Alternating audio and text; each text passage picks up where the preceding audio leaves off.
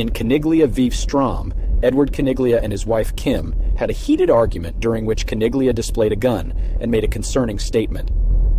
Fearing for her husband's mental state, Kim left the house and returned the next day with police officers. The officers, believing Caniglia to be a danger to himself and others, convinced him to go to the hospital for a psychiatric evaluation. While Caniglia was at the hospital, the officers seized 2 of his guns without his consent. Caniglia later sued, alleging that the seizure of his firearms violated his rights under the Second and Fourth Amendments.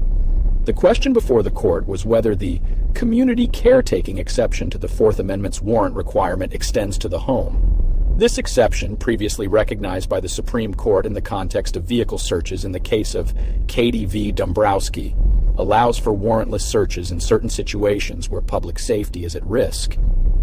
The lower court had extended this doctrine to private homes, a decision which Caniglia appealed. The Supreme Court ruled unanimously in favor of Caniglia. The court held that the community caretaking exception does not extend to the home, and that the officer's seizure of Caniglia's guns violated his Fourth Amendment rights. The court emphasized the distinction between vehicle searches and home searches, with the latter being subject to the highest level of constitutional protection. The court declined to expand the scope of exceptions to the warrant requirement to permit warrantless entry into the home, distinguishing the case from Cady v. Dombrowski.